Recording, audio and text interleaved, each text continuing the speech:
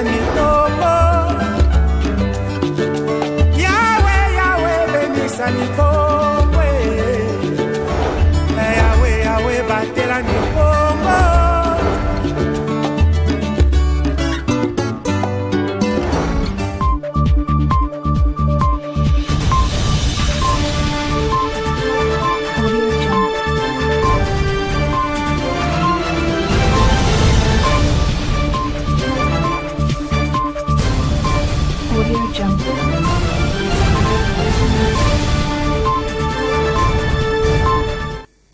Bienvenue à cette édition du journal Messieurs et Dames. Bonne condition de suivi. Elle vous est réalisée par Jefté Baloumbu. Dans l'actualité provinciale, ouverture ce mercredi 19 avril 2023 de la toute première matinée territoriale pour outiller les nouveaux animateurs des entités territoriales décentralisées et déconcentrées. Ces assises se sont déroulées dans la salle polyvalente de la mairie de Matadi. Roger Moussamou pour plus de détails.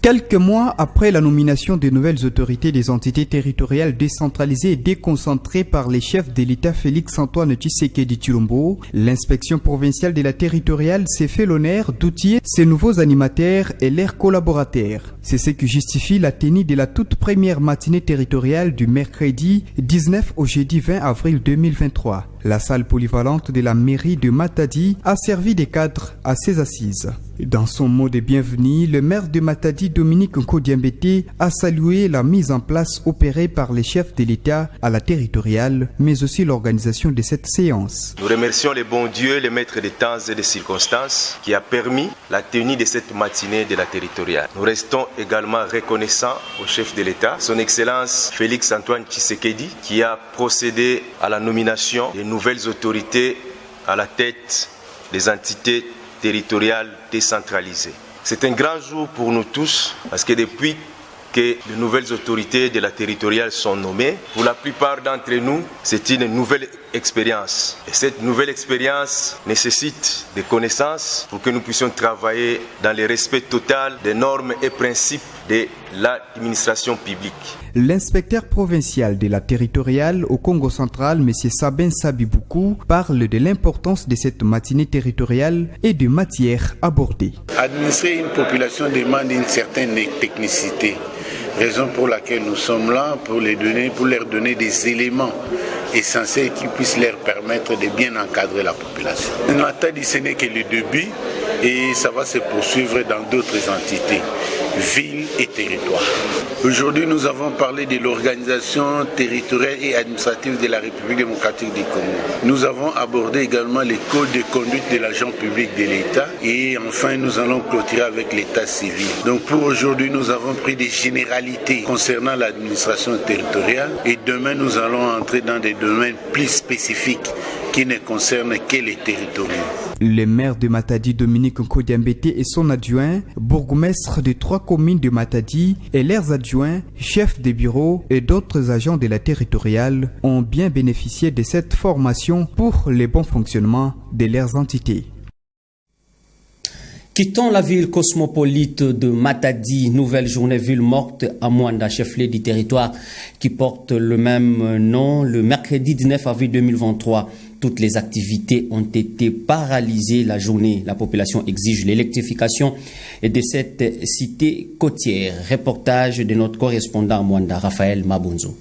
C'était une troisième ville morte organisée en 2023 par l'association Les Amis des Mwanda et la Gertin pour la même cause, réclamer le début des travaux de l'électrification du territoire des Mwanda avec les courants d'Inga par Mwenge sur la cagnotte de 10 millions de dollars américains rétrocédés par le gouvernement central sur instruction du chef de l'État Félix-Antoine Tshisekedi avec la signature du 9e avenant sur l'exploitation des gaz par la société pétrolière Perenco. Cependant, lors de cette journée ville morte, plusieurs activités sont restées paralysées. Les marchés, les banques, les boutiques et magasins, les écoles, instituts supérieurs et les agences de voyage n'ont pas fonctionné. Les sociétés de télécommunications, entreprises privées, étatiques et para-étatiques n'ont pas ouvert leurs portes, ce qui ramène à dire que la population a bel et bien suivi les mots d'ordre des organisateurs d'après leurs communicateurs. Il faut dire que le climat était malsain dans la matinée de ce mercredi 19 avril 2023 entre les éléments de l'ordre déployés sur terrain et la population qui tentait de barricader les voies principales avec des grosses pierres. Des affrontements étaient signalés mais aussi des coups de balles réels seraient tirés en l'air d'après les organisateurs. Il faut également rappeler que lors de sa tournée dite de la cohésion provinciale l'année dernière, le gouverneur du Congo central avait promis à cette population de s'impliquer pour accorder Mwanda en Kouradinga via la ville de Boma, une promesse qui est restée au calendrier grec jusqu'à ces jours.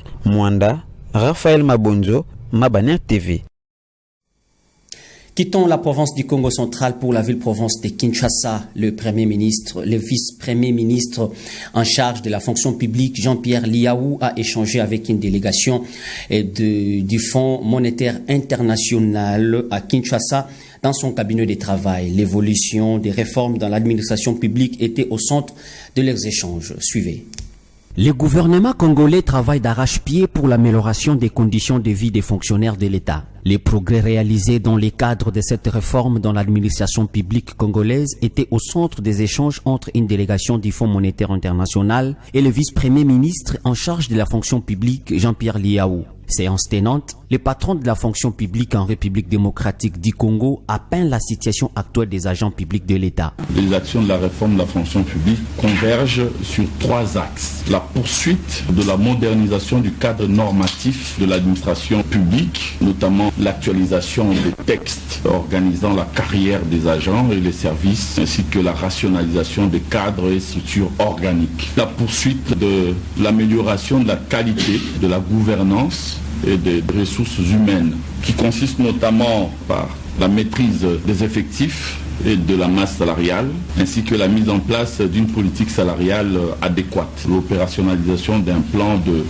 mise à la retraite progressif de passifs accumulés. On parle ici de plus de 350 000 agents qui sont éligibles à la retraite. Cette évolution des réformes au sein de l'administration publique en RDC n'a pas laissé indifférente la chef de cette délégation du FMI. Bon, je crois que le programme de réforme est très ambitieux. Nous sommes encouragés pour les progrès qu'on a observés. On va discuter l'enveloppe de dépenses en 2023 qui permettra d'avoir des priorisations de dépenses sociales et humanitaires. On espère d'avoir des discussions très productives avec le gouvernement. Les objectifs poursuivis en 2023 ont été inscrits à l'ordre du jour, notamment la modernisation des cadres juridiques et les structures organiques, la mise en place d'un portail de la fonction publique pour ne citer que cela. Dans l'actualité continentale, la capitale soudanaise est sous les bombes et crépitements de balles depuis le samedi dernier. Les affrontements entre des généraux en conflit ont fait plus de 250 morts et près de 3000 blessés. Élément de nos confrères de 20 éléments. Fuir à tout prix.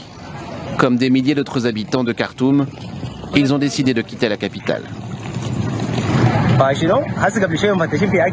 Il n'y a plus de nourriture, les supermarchés sont vides, la situation est dangereuse, donc les gens partent. On nous a dit de partir, que tous ceux qui en étaient capables devaient s'en aller. On ne peut pas rester là, nous devons avoir de quoi vivre.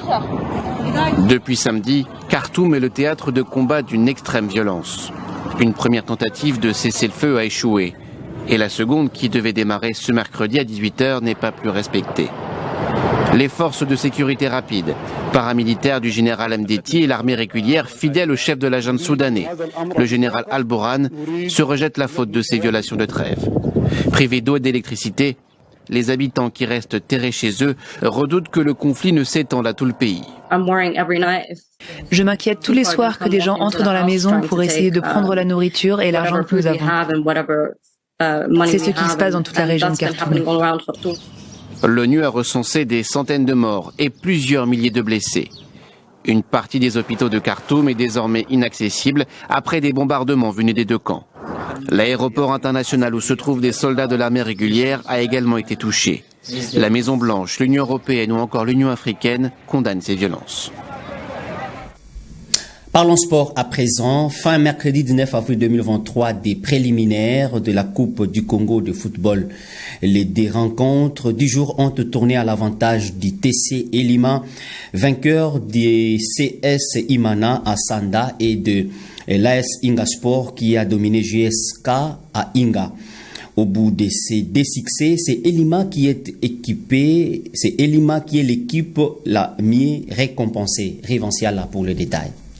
Représenter le Congo central à la prochaine édition de la Coupe du Congo de football, la 58e de la série, et porter les espoirs de toute une province est la tâche qui revient au tout capable Lima de Matadi. La formation Sang et Or a validé son ticket grâce à son court succès 1-0 obtenu mercredi 19 avril sur le cercle sportif Imana Daring au stade Mavungu de Sanda, comptant pour la 3e et dernière journée des préliminaires. Cette victoire a porté à 9 le nombre de points dans la compétition pour le tout capable Elima, soit 6 de plus que son client du jour et 3 de plus que son poursuivant direct, en l'occurrence l'association sportive Inga Sport. Inga justement a pris les déçus dans son fief sur la jeunesse sportive de Kinkanda le même jour sur la cinglante note de 3-0. Bien que le site qui va abriter la 58e édition de la Coupe du Congo de football n'est pas encore connu, Elima ainsi que les qualifiés des autres provinces n'attendent que le coup d'envoi de la compétition pour succéder au Daring Club Motema Pembe de Kinshasa, détenteur de la Coupe.